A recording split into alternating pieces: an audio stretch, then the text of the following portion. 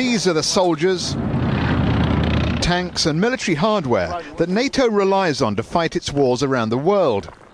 But in Bucharest this month, the generals were forced to acknowledge a new threat, an invisible threat, but one no less dangerous.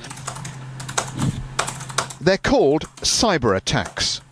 Defences against cyber warfare are still rudimentary. It's a perfect tool for an attacker because the attacker can reach your critical infrastructure at any moment without any risk, because he can act from the other side of the planet and actually can use your own IT infrastructure to attack yourself.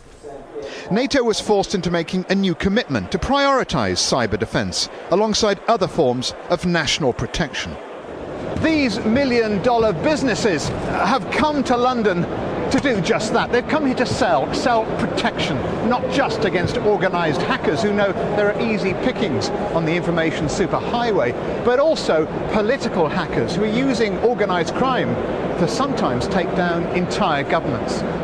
And that has scared countries and companies so much that computer defence has become one of the fastest growing IT industries in the world. Politicians know that a country's critical power structures are all on computers. In a lot of cases, the bad guys have developed faster than the legitimate software developers. They're looking for vulnerabilities that exist in systems. I mean, it's like going on holiday and leaving your front door open, or locking your front door but leaving your back door unlocked. Those are the sort of things they look for, sort of the easy way to get in somewhere. Once they're there, they just start pulling data down. And in many cases, there's not much rhyme or reason why they're getting the data or what type of data they're getting. They're just taking the data. This is an operations room at Symantec, one of the world leaders in cyber defence. The people working at these computers, we weren't allowed to see the screens by the way, are quite literally a human firewall. They're defending ideas, sort codes and electronic intellectual property.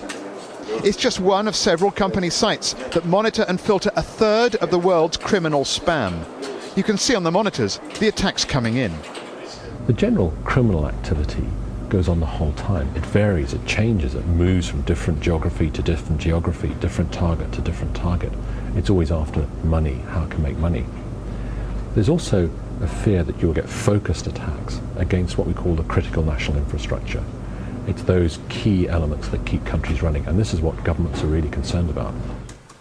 A new global war has started, but few people know it's being fought. That's because it doesn't have the visual collateral of war, the bangs and the body bags.